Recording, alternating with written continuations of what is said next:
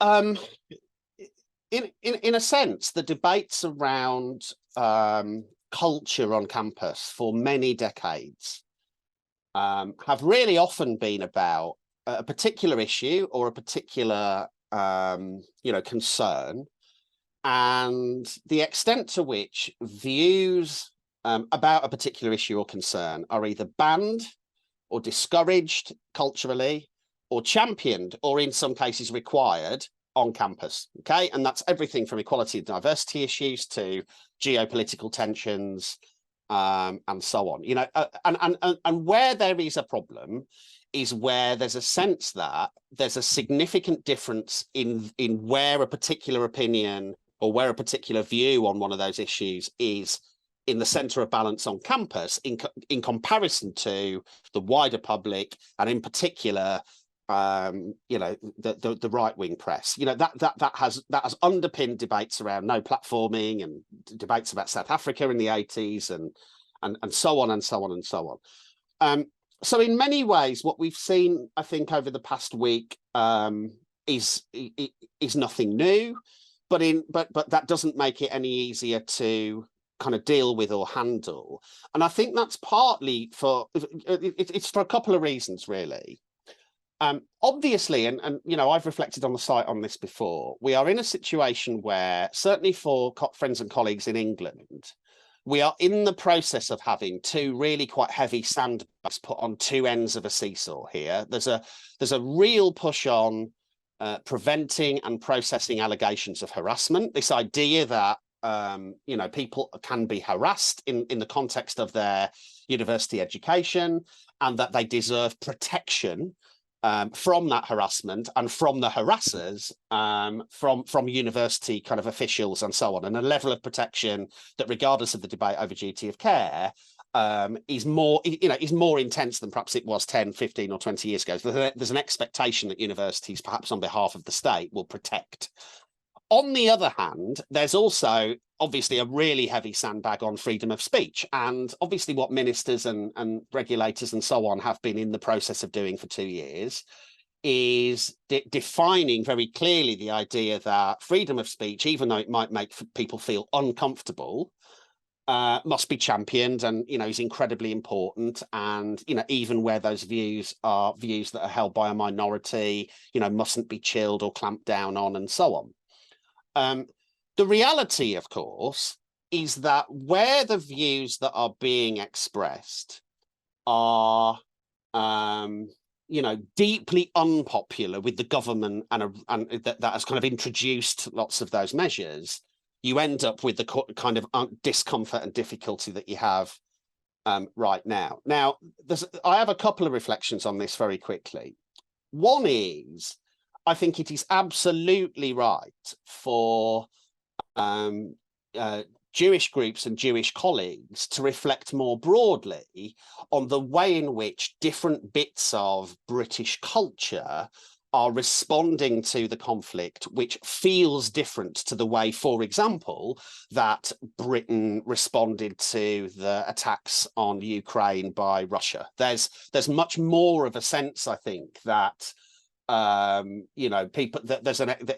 why is it that was a fairly simple everyone's in support of Ukraine here, whereas this always seems to be accompanied, certainly for Jewish friends and colleagues, with whataboutery and kind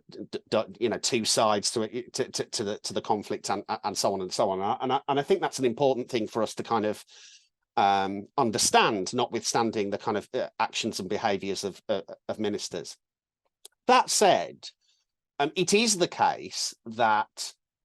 student activism and left-wing activism on some campuses has frequently organised over the years around the Palestinian cause. Some of that activism has tipped into anti-Semitism. And when I say some of it has, I don't know how much of it has, because there's often this really quite technical debate, both about context and about content of the sort of speech and activism, and whether it would count as anti-Semitism, which is a really difficult thing, I think, for people to kind of make judgments about, often, as I say, both because of the content and context.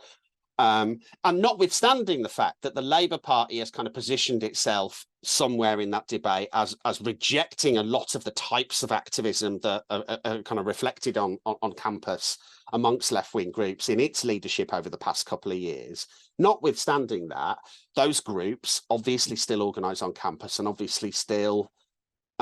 exist. And clearly, as a result,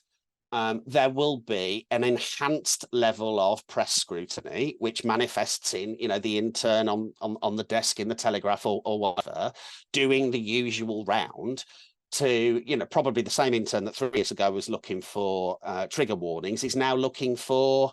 support for the Palestinian cause that they can potentially frame, or in some cases actually frame, as support for Hamas. So, if you look at the 3 or 4 newspaper stories that have done that kind of round robin, there's normally a couple of examples of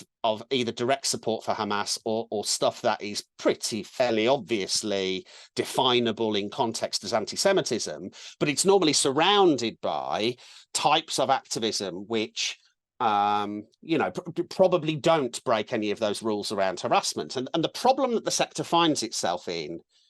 and will increasingly find itself in coming years, is that when you have a really heavy legal sandbag on harassment and another really heavy legal sandbag on freedom of speech, it makes it really, really difficult to make those judgments, because there are really heavy expectations amongst people on both of those sides, either they will be protected from other people or that their speech will be protected when making a case. And, in some ways, we kind of saw this coming. This was always going to be the case, continued to be the case, and so on. But, for example,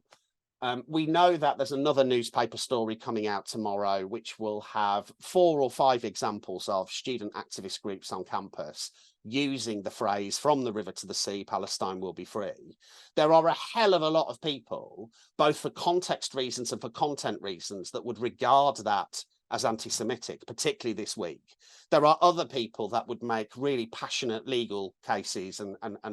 ideological cases that would say that is not an anti-Semitic, it's a piece of political commentary. Now, where does all of that get you to? Look, we are where we are. There is a push on harassment, and even though OFS isn't that keen on framing its upcoming harassment duties in England around racial harassment, it's very, all the framing is around sexual harassment, but in truth, of course, that harassment duty is much broader. And we do have a free speech bill. We have a free speech czar and so on. It seems to me that, and you might not try this week, but it seems to me that what we really need, either from ministers or from sector bodies or indeed from regulators, is both advice on, reducing the temperature of some of those debates on campus, but also a recognition that this is a really difficult thing to judge. And so, I am, emotionally apoplectic at the letter that came from ministers last week, wagging the finger on anti-Semitism, not because I don't think there's anti-Semitism around, and not because I don't think that Jewish students will be feeling threatened on campus, but because the failure to recognise how difficult this is, given those kind of 2 sandbags, puts ministers and the department and to some extent the regulator in a position where it just gets to wag its finger rather than help. And the truth, of course, is that, while some of these judgments can be, subtly made with legal advice and so on, perhaps on the desk of a registrar or a student union chief executive, once you're in the space where you're saying to yourself, we want to promote amongst the student body an anti-harassment culture and a free speech culture, you actually have to move into a space where you're much more willing to support universities and student unions in handling the kind of tone of debate on campus. And, just to give you a really brief example, Mark, years ago when I was a student union chief executive, there was a speaker announced from one of the student groups that another student group really, really objected to. And having spent quite a bit of time and quite a bit of money on legal advice, we resolved that it wouldn't be appropriate to kind of ban the speaker. But what we also resolved that it would be appropriate for me and one of the student officers to have a conversation with the student group that had booked the speaker to explain the potential impact on other students on campus and to get them to meet and have some dialogue and so on. Now, the event went ahead, that to some extent reduced the kind of temperature of debate on campus and so on. That was a risky thing for me to do, and I felt at risk for doing it with not a lot of support from the university where I was working for doing it. And I guess what I would say is achieving the kind of spaces that we would like on campus, where students are both able to exhibit their activism, but also understand and explore the potential impacts on other people, has to be deep down what we want universities to be like. And I think that both for university colleagues and students' union colleagues, that requires there to be support for understanding those balances and where the balances are appropriate to make, rather than retreating to, rules-based stuff, legal advice, a risk assessment over a speaker and so on. This requires a level of education and training and sophistication that I just don't see being provided. And, arguably, we do need either the kind of sector bodies or the department, whoever really, to kind of step in and start to think really carefully about how you balance the really important right for students to, as I say, exhibit controversial political opinions, but also to understand the impact that doing that in some contexts may have on other people, and where it can, tip into, certainly in this context, anti-Semitism or extremism.